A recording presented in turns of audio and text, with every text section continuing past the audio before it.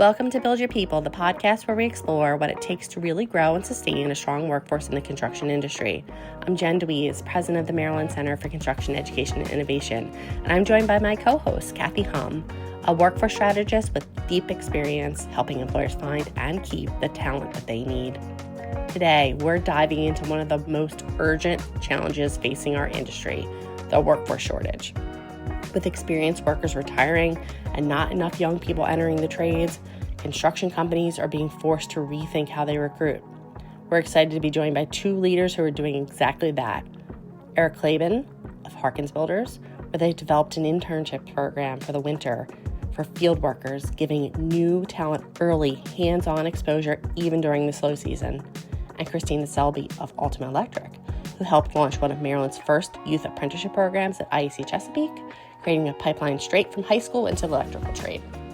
If you're looking for new ideas, real-life success stories, and inspiration to shake up your own hiring strategy, you're in the right place. Let's get into it. Hi, Kathy. How are you doing? Hey, Jen. How's it going? I'm super excited about today's topic, workforce shortage and rethinking recruiting strategies. Me super relevant for today's industry and situations that are going on in the marketplace. Awesome.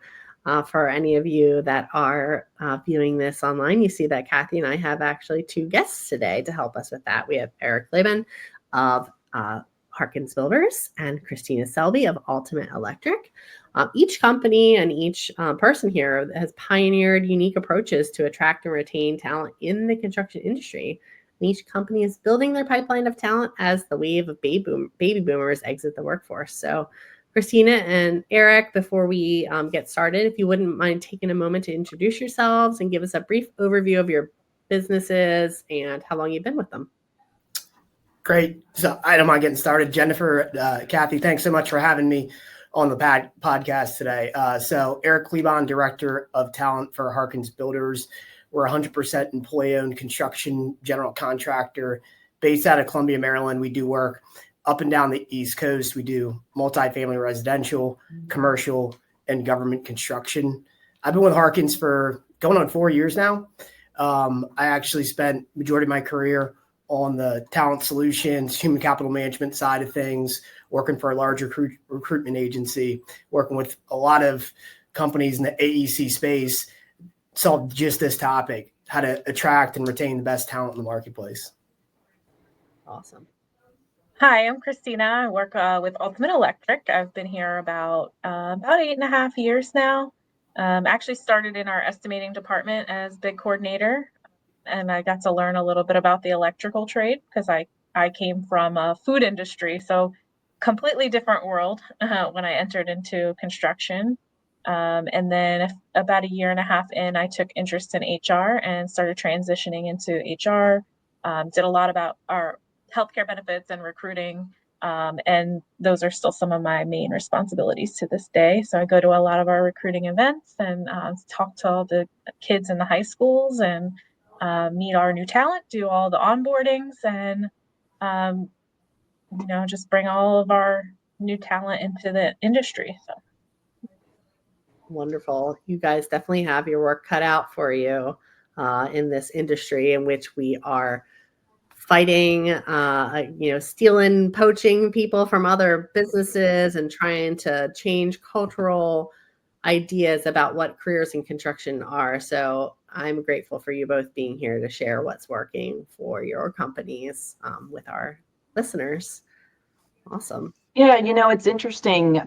We've talked before, Jen, about the workforce is shrinking, the baby boomers are retiring, the fertility rate per household has declined. Men in the eligibility working range of 18 to 34, there's a large percentage that are choosing and opting not to work. So we have kind of this conundrum of where do we get our next future workforce? And Erik and Christina had some interesting takes on that and have been out of the box thinkers on how to go about this. I know, Erik, you Harkins has always had an internship program, but over the last few years, you started to look at attracting individuals who are outside of the construction space, maybe not your conventional construction candidate, and created a winter internship program specifically for those types of candidates. We would love to hear a little bit more about that winter internship program and how that works, and maybe how others can emulate that to attract talent to the construction space. Certainly, yeah. Glad to share some more details on our winter internship program. So this was actually this past March, we just wrapped up our 4th winter internship program. We started in January of 22. And really the why behind it is attracting and retaining top field talent in the field.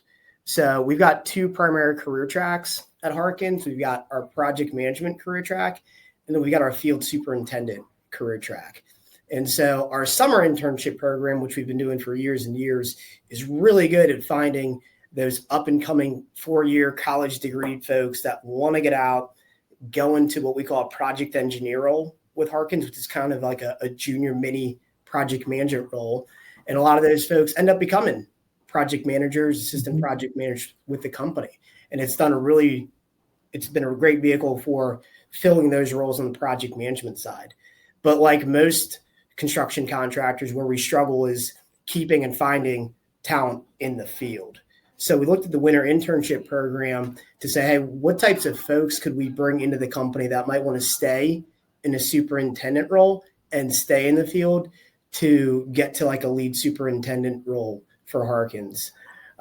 So exactly your point, Kathy, we started looking at, hey, what are the non-conventional folks, places that we would look for to find this type of talent? So 4-year universities are great, but again, they're skewed heavily towards folks that want project management opportunities right after they graduate.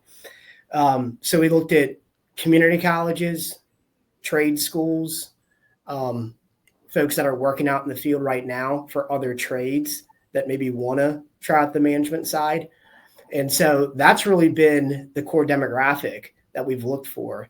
And so this is our 4th year doing the program. We've had over 40 winter interns come through the program over the past 4 years. And of those 40, over 50% have gotten hired into Harkins as assistant superintendents. We have some that have grown into full-fledged superintendents.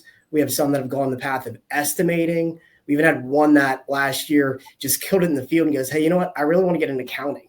And she got into project accounting. So we cast a really wide net, and there's no hard requirement in terms of specific experience in the field, a specific degree or associate's degree. Really, it's about what's a person's ability to learn, what's their aptitude, and do they align to Harkins' core competencies, i.e. our culture? How do they align to our culture? And if they're a fit there, then we'll give them a shot in the field as an intern. If they work out well, then there's a potential opportunity to get hired on full time.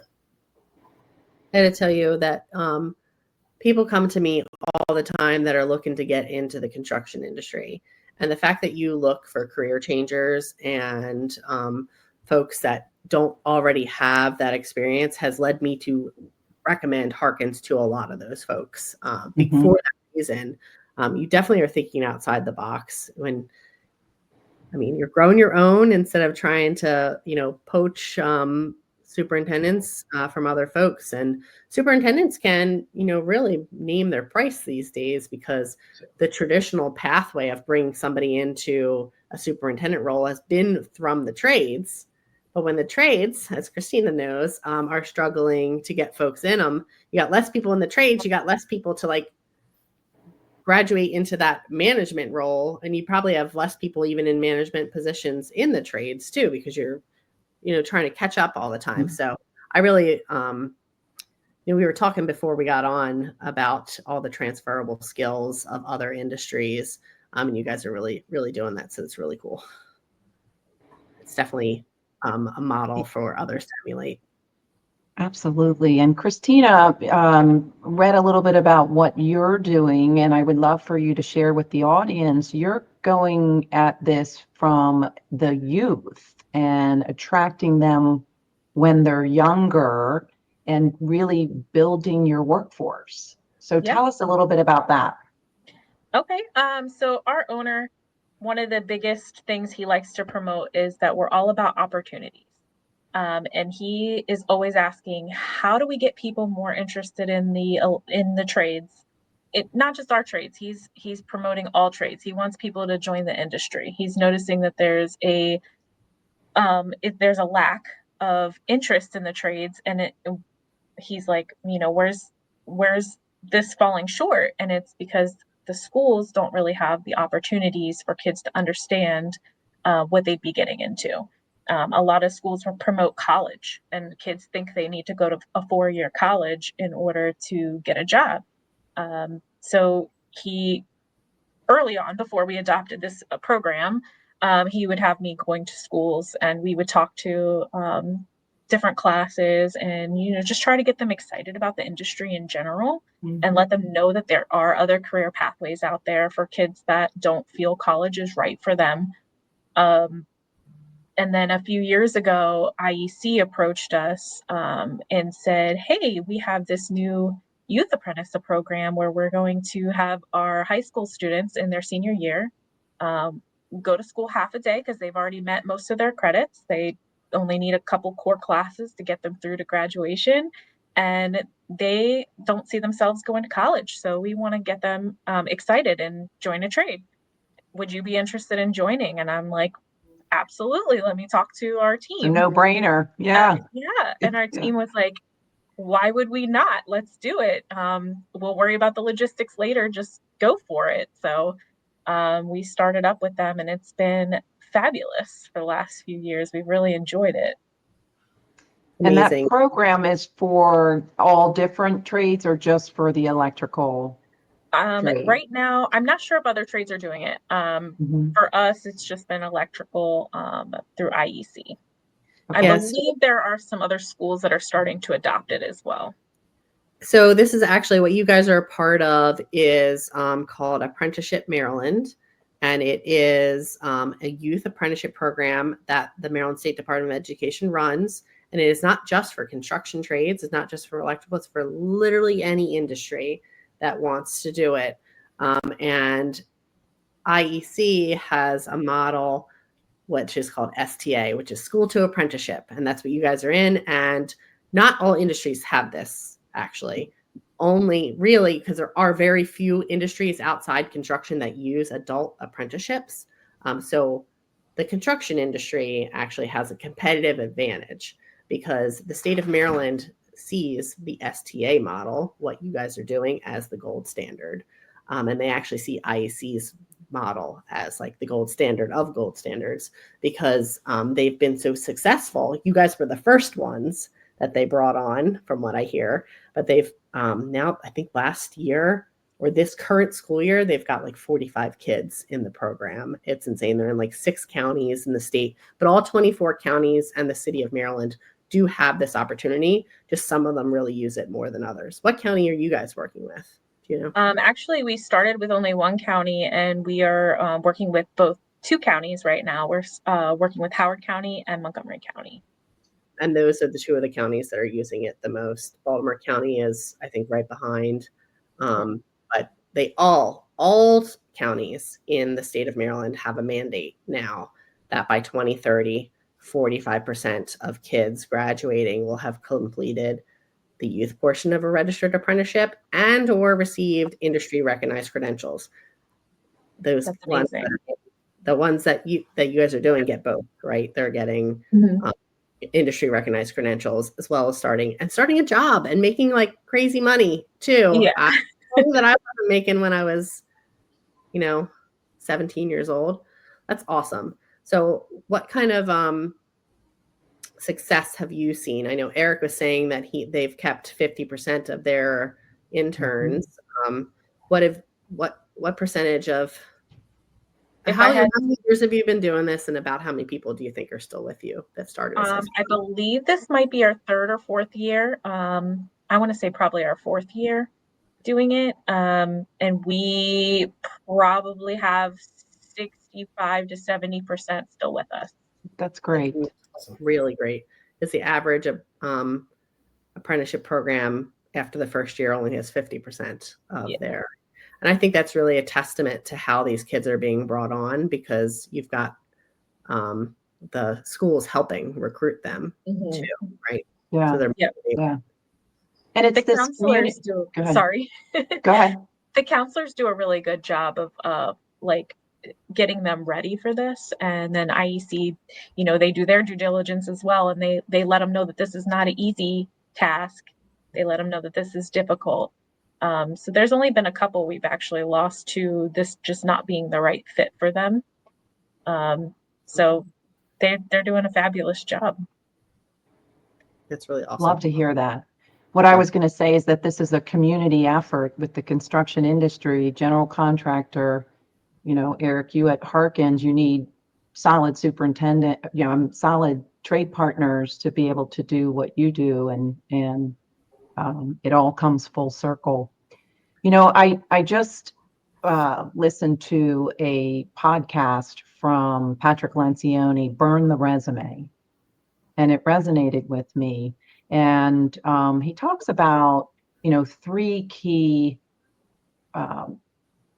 factors to look for in an individual: hungry, humble, smart. So when you're looking at, candidates and out of the box thinking and who will be successful in what you do, whether it's pre-construction, like Christina, you had mentioned, you touched on that yourself in your, career trajectory at Altimate, pre-construction, the field, project management. What are some of those? What do you look like? What in your gut? When you see somebody and you say, "Man, we got to get this person on our team." There's something about them. What do you see in them that resonates most with you, Erik? Yeah. This a while. Just a little bit.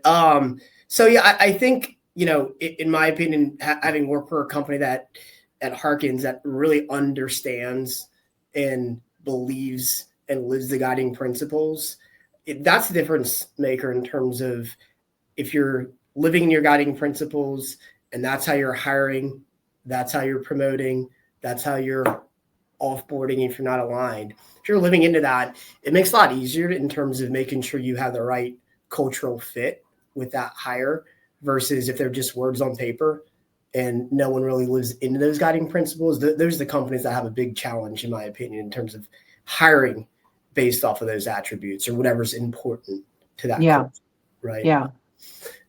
So for me, we're 100% employee-owned company, and we can't do any of our work without the design partners, without the trade partners. So we really have to be, servant leaders first and foremost to all the folks that we're dealing with.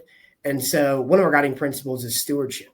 And so I'm a big believer in terms of when we're going through that interview process, it doesn't matter if it's a 20-year lead superintendent that's been doing it forever and can build anything, or that brand new, soon to be college grad. We're looking for folks that are self-aware in terms of, hey, are they good stewards? Are they going to be good employee owners? Because we're not just hiring employees, we're hiring owners at Harkins. So are they going to contribute to our culture? And really, in terms of understanding who they are and how they fit into our culture is big for me. So that's something I look for on the initial interviews with these folks. How about you, Christina? One of the biggest things we look at when we're talking to the young people in looking to get into the industry is excitement and willingness to learn and willingness to ask questions. That's a really big thing for us. Yeah. If they want to ask questions, we know that they are really willing to put in the work, and they're going to be the ones that want to soak up all the knowledge and excel and continue to grow through the industry and go whatever path they choose. They could choose an office path. They could choose to continue through the field and become a foreman someday. Just some of the kids that have been the most successful are the ones that come in and they're just so excited. When can I start? what tools do I need? What do you need from me? I just want to start right now. Just that really like happy to be here person. And what was interesting with both of you is that you're open to individuals, candidates coming in and exploring different opportunities within the business. I think that's great that each of your companies are doing that, because we can't just be, we have to understand what candidates' strengths are and have them live into those. And it may not be what they were originally hired for. I love that. All right. So Erik, I did want to ask you, I know you guys have, I guess this is a question I think we've asked a few folks how do you balance looking for someone that fits culture while making sure that you also have like a diverse workforce, right? So, because you guys do have a very diverse workforce at Harkins. So how do you I think a lot of people struggle and just keep hiring the same person, literally the same cloned person over and over again. And I know you guys don't do that. So how do you, is there a process that you go through to make sure that someone is a good steward? What are the types of things that you look for in that? Yeah, I mean, good people tend to hang out with good people, which is why a lot of our hires are employee referrals. And you can run into an issue where you don't have enough diversity. That's in your project engineer program. That's not a very diverse population, not just in terms of diversity as you think of it, but also socioeconomic backgrounds, et cetera. So for us, it's about fishing in the right ponds, right? So are we spending time at the right schools and universities that represent the client base that we serve? And then as importantly, do we have the right folks from Harkins that are good stewards of the culture at those specific schools and universities representing Harkins, making sure they're attracting folks similar to their background? So I think it's about fishing the right ponds. And if you do it based off of, hey, these are our guiding principles that we're going to hire off of, then you're really building a merit-based type company where the best employers are going to stick around and perform. And by default, yeah, there's a good amount of diversity within our hiring for that reason. All right. So you do the hiring process and you interview process and you bring your winter interns on. Can you talk to us a little bit about the structure of it? What skills do participants acquire? And then how do you figure out if somebody's a good fit after that for the full-time hire? Yeah, I mean, I always thought we had a pretty basic internship program, but the more I talk to other employers and interns that come through the program, wow, you guys really do a nice job in terms of getting a lot of feedback in their hands, but also providing a lot of exposure, because not all our interns will come on board as full-time hires. So we're not really selling it as a vehicle just to get hired at Harkins. It might be a vehicle just to get your foot in the door in the construction industry, to go get a job with a trade partner. So it's more about the experience. So from an experience standpoint, the winter interns spend their first week in orientation. They get NOSHA 10 certification. And then we actually send them to ABC Baltimore for a 2-day workshop where they'll actually get hands-on experience, learning the different trades, learning from the instructors, do some blueprint reading, do the heavy equipment operator simulation. And by far and away, that's probably the most popular day of the week orientation. And from there, they're going out to the field. And it's typically one intern per project site. And depending on where the project's at in terms of schedule, they're given real responsibilities. So they could be on a job that's getting ready to turn over and they're doing unit walkthroughs, and they could be on a job where, the construction schedule's at a peak and they're one of 12 Harkins employees and they've got real responsibilities because everyone's doing as much as they can to get the project work in place. And then we do evaluations throughout that internship program. We'll solicit them for their feedback on the internship program as things are progressing. And we're working closely with, they're typically reporting to a lead superintendent or an assistant project manager. but whoever that person is, working closely with them to monitor their feedback, and they'll give us a formal rating at the end of that 3-month internship, and we'll factor that along with their performance in that decision on whether or not we want to hire them on board. They do wrap up with a presentation. So we typically get them in groups, try to make it as fun and interactive as we can, and they'll present on a variety of topics, but really share their experience. And you can tell the ones that have really picked it up, and they'll use it as time to shine and talk about just how involved they got in their projects.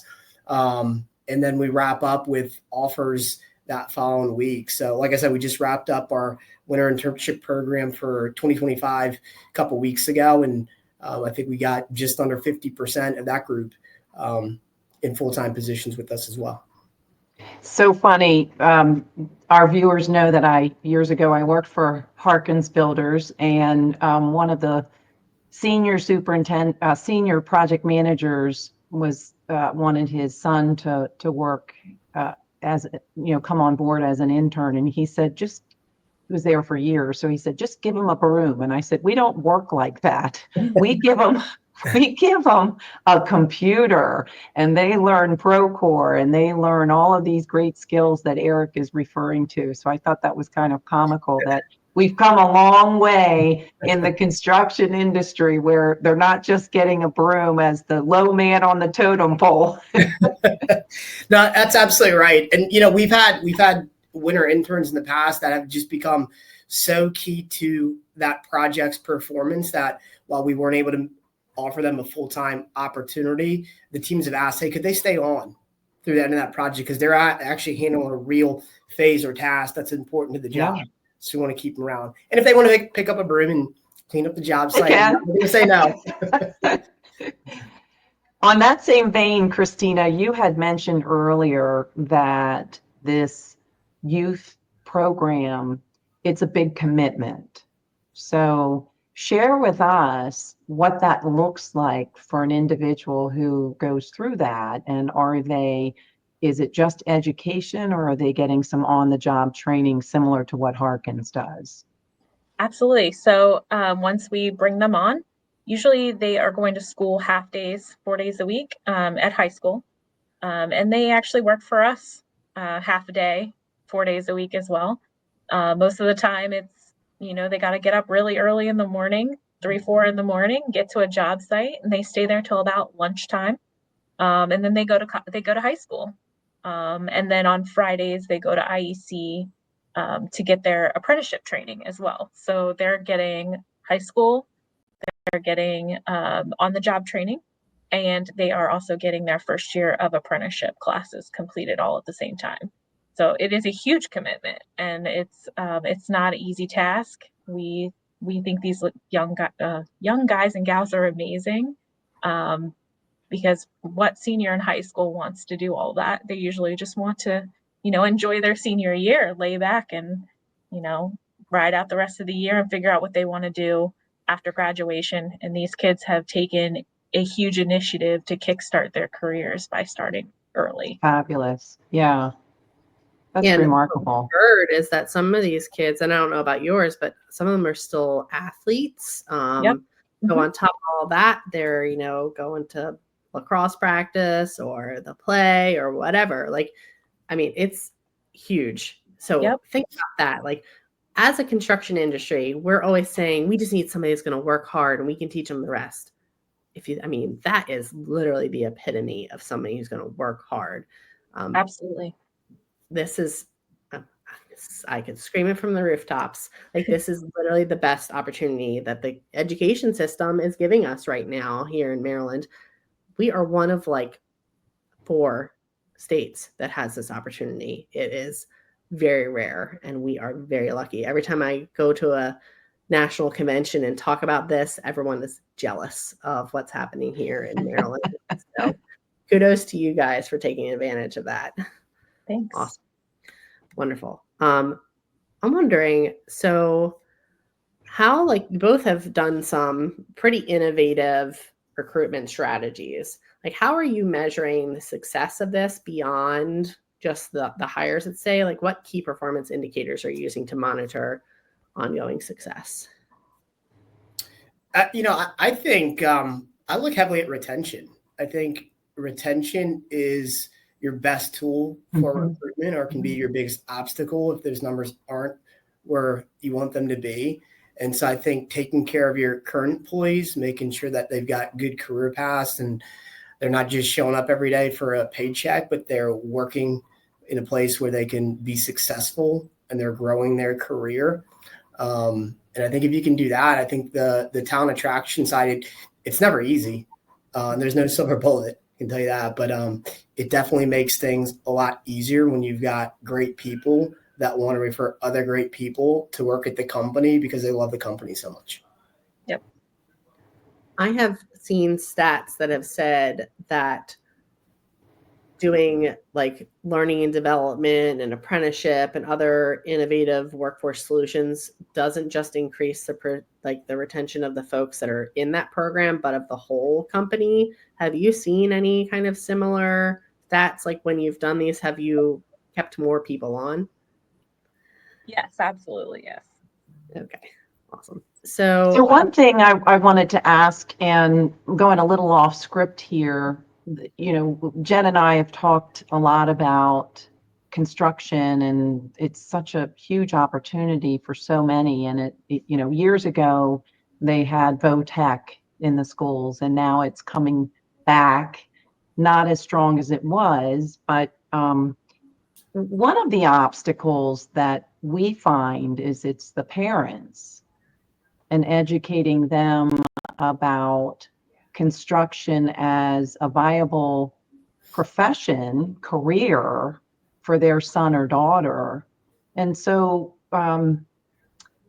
what kind of progress or headway have you developed to educate parents and kind of get ahead of this? Christina, maybe you start with that. That's a really good question. And honestly, I haven't had too many parents have any issues once they get to me.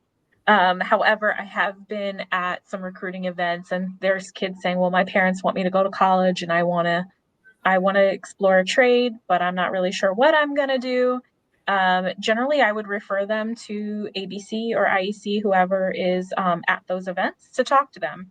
I know Paula at IEC will personally reach out to the parents and talk to them and explain to them the benefits of their child going into the industry instead of college, if that's not where they feel their heart is, and explaining to them that not only are they going to be getting an education, that I know IEC's program comes with college credits as well. So if they complete their 4-year apprenticeship program and they don't want this trade to be their full-time career, they can apply those college credits and go another path, or they can use them and just add on to the education that they received while working in the industry and building up their career, so they can become a project manager or an estimator or another role within the industry that's not necessarily in the field.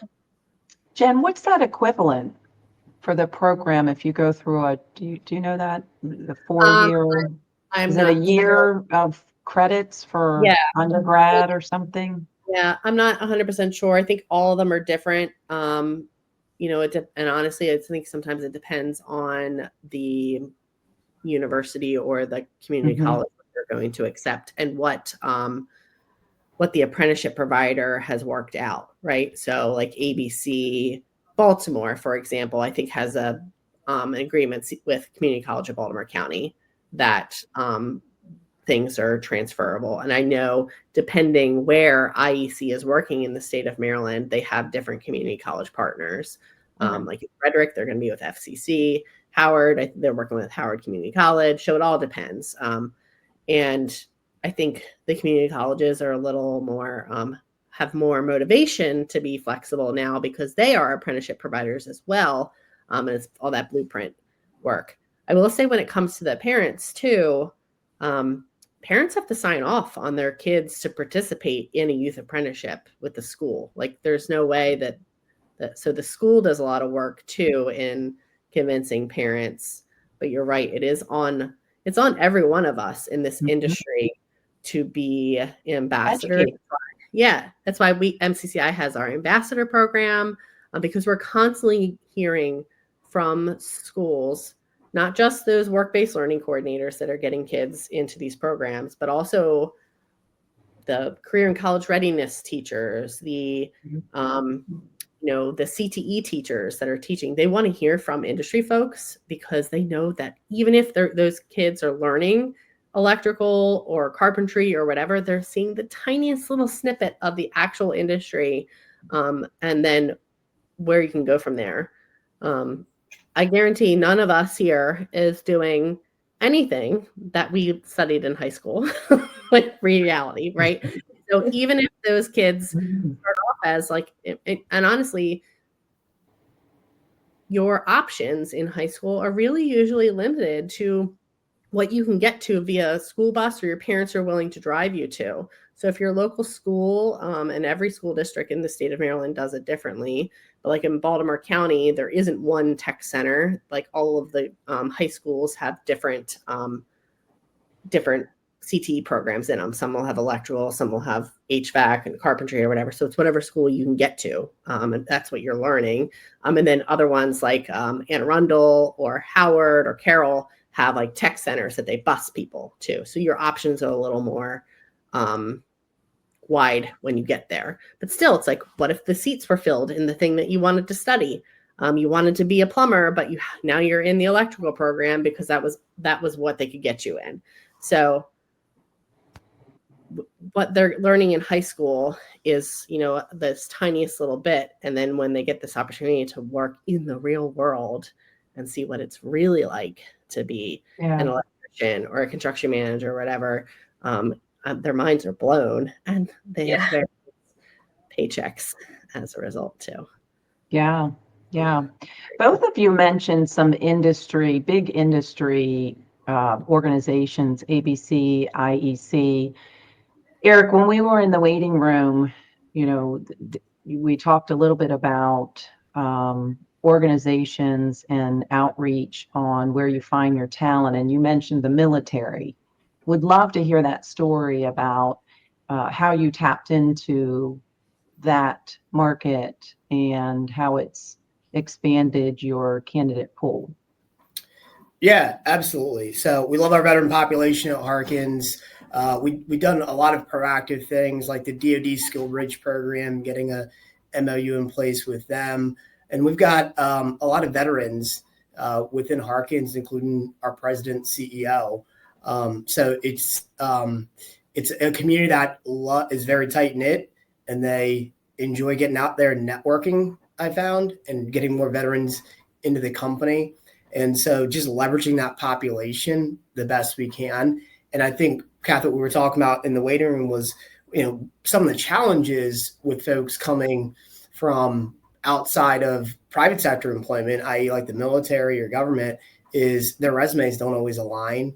And it's very difficult to interpret, okay, this person did this task in the military, let's say. How does that translate to me as a construction manager? How do they fit into being a project engineer or a superintendent here at Harkins? And so I think if you can get past the resume piece of it and understand, wow, we've got someone who served our country. They obviously probably have really high character and all the soft skills and attributes that we talked about earlier that we hire for. And then as you start to kind of understand what they've done and how it does translate. So the example I gave earlier was we had a hire who came from a nuclear sub background. After you graduate from the academy, spent some time on a sub, and coming over, obviously no construction experience, but wow, if you can operate a nuclear system, you can probably learn everything that we do here. So put him on our MEPs and he did phenomenal, picked it up really quick, was resourceful, was great with managing folks, understood how systems and processes tied together, because really project management, regardless of the product or the service. So great hire for us. If you just looked at the resume, again, on the resume. That's right. Good plug. Most of those resumes are probably going to get rejected. and it's becoming more and more challenging too if you're really relying on a resume as that's how you're going to hire, because everyone's got access now to AI. And I've read a couple articles and I've seen it firsthand where you can take a job description off of Indeed and you can plug it into AI and go, hey, write my resume to this job description, and it's going to have all your keywords and it's going to look like, wow, we got to hire this person. And that's a mistake, right? Because we know if you're just hiring off the resume, it doesn't work out. It's the other things. That's your business card to get to the table. But it's becoming even trickier to figure out who's good and who's not, and who's got a real resume and who doesn't. I have to ask Christina, as far as it kind of ties into this with the interview questions, how do you sniff out the good ones from the not so good ones? Because like Erik said, there's AI and you can make yourself look like anything. So what's your strategy in interviewing? Do you do behavioral questions? Do you put them in situations? How do you go about that so you can figure out, okay, this person is a real good fit for what we do? So it really depends on the role, obviously, that we're hiring for. I know that the guys that do the interviews for our field employees, sometimes they'll pull out some drawings and they'll ask them technical questions about the drawings, or they'll draw a small diagram and they'll say, connect this wire to this switch based on this diagram, or they will ask them technical questions that you would just generally find in the code book, or that's something you would learn in the apprenticeship program that they know. As far as project managers, I know a lot of the times it's mostly just making sure they understand processes. They can use our software. They are, anybody can say, yeah, I can use Outlook or I can use Excel. So they'll ask them some more technical questions to see if they really have that knowledge, or if they're just saying that, or if they just, pulled some fancy words off of online. Yeah. That's great. So I'm wondering, we talked a little bit about that, non-traditional hire. What about those candidates that are changing careers or have the essential skills but need construction training? What's your strategy for recruiting and onboarding those folks that maybe aren't in your current two pipelines, your winter internships or your youth apprenticeships? How do you bring that person in? How do you bring them up to speed? Yeah. I think that's why an important attribute is just, does that person have the aptitude to learn our industry? And if they do, if they've proven in other industries, military, et cetera, that they've got the aptitude to learn and be successful, and that's usually a good indicator, not a guarantee, that they can learn our systems and our processes. But we've got a myriad of trainings, both in person. We've got a online learning management platform. So we've got all the content that one would need to study up and get themselves familiar. But I think most of the learning, and this is kind of what Christina talked about, happens out in the field. And how are they showing up? Are they showing up early, ready to work? And are they being resourceful and asking good questions and being really curious? And I mean, I honestly think communication is our biggest challenge as a general contractor, dealing with our trade partners, dealing with clients and owners, and effective communication. It goes across all industries. So again, not to point back to, hey, it's about the soft skills, but again, it's putting the right people on the bus, giving them the tools to be successful, and then betting on those folks will find a way with all the resources that you're giving them to find the right answers and develop themselves. Yeah. How about you, Christina? I have to completely agree with Erik. Also, we like to use mentorships. You pair them with the right people. That goes along with giving them the right tools, obviously. But if we pair them with someone who's already knowledgeable, that has the patience to teach them, and we feel like that's really going to let you know if that person's going to be there long term, or help weed them out before it gets to the point where, it's not comfortable. They can kind of catch on right away if they have a mentor, if they are a right fit for the industry or not, or if they're a right fit for that role. Sometimes we've had mentors say, this person's really great at this, but they just don't have the technical skills to do this. Do you have a different role for them? And that's, really been helpful for us.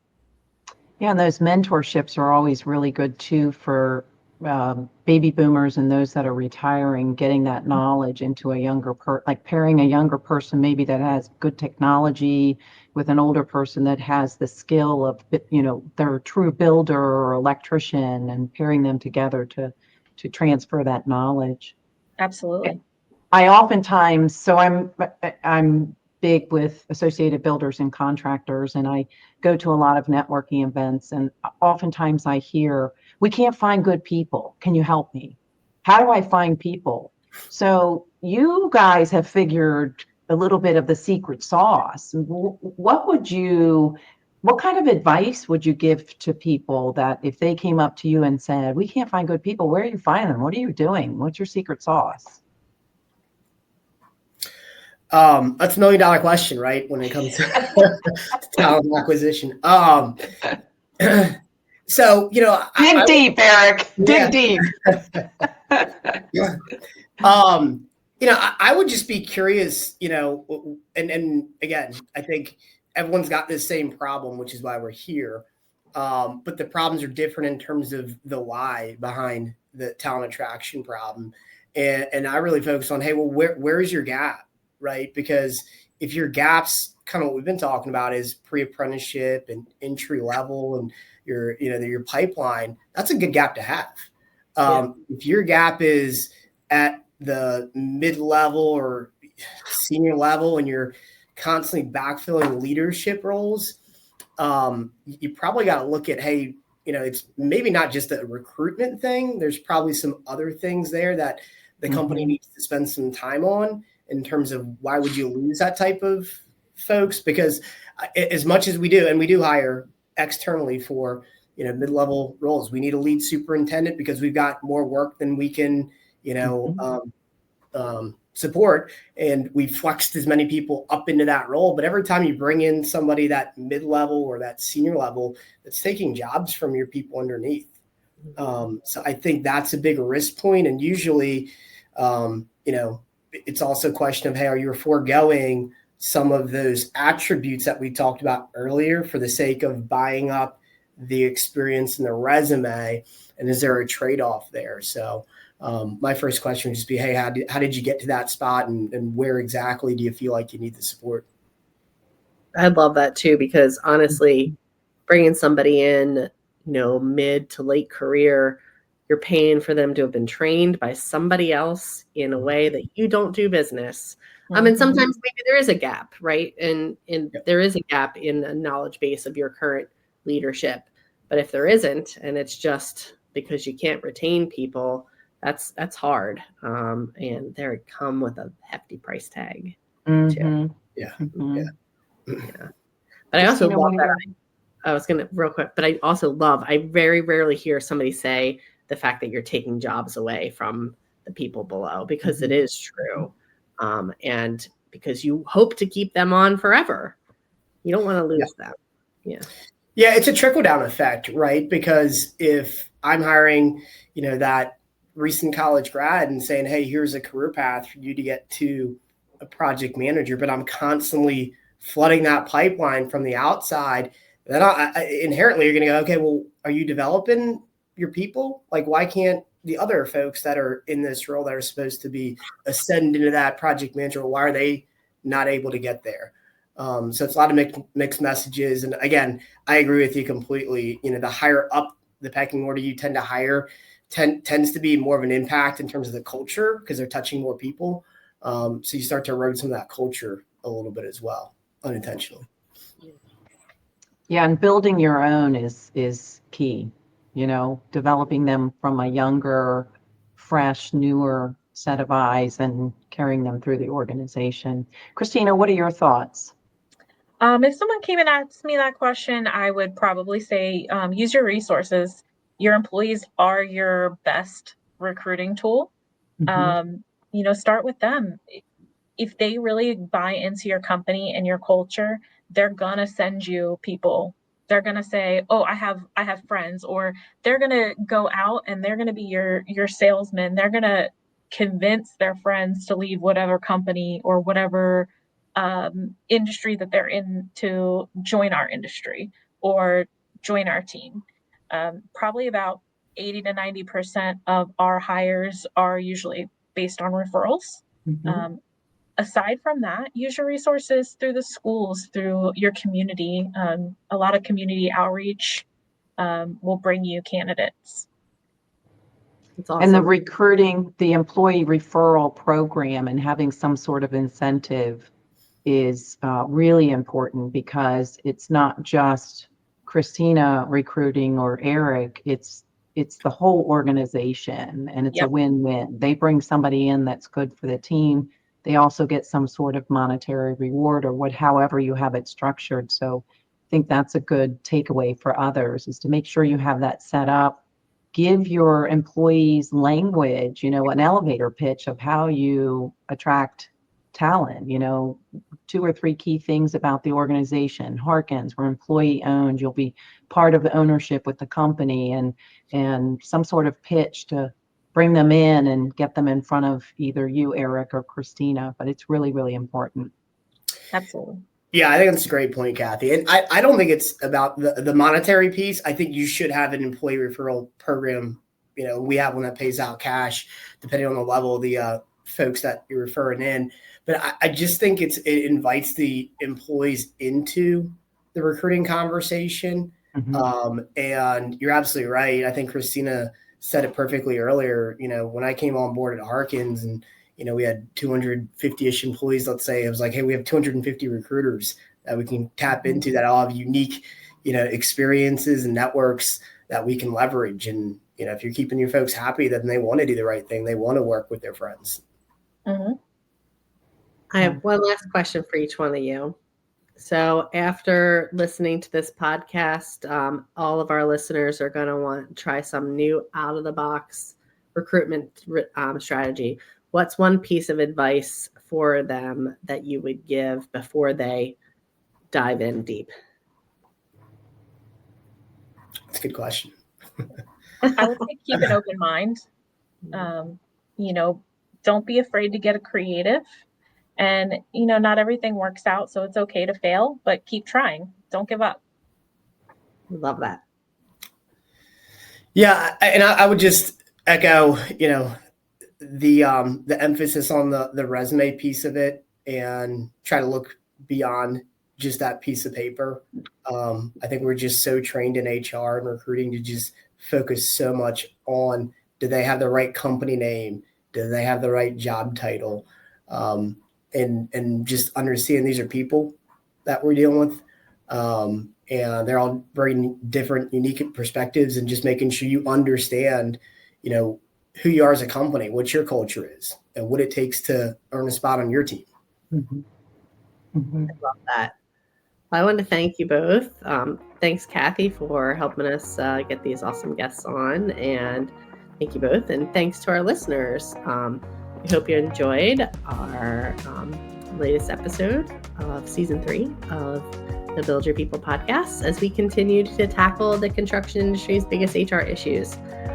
So join us next episode coming up next month. And if you have any, if our listeners have any topic or question they'd like us to cover, please share them in the comments. And please check out the links, the resources in the show notes, and follow us on social media. That's all for this episode. We'll see you next time. Take care. Bye.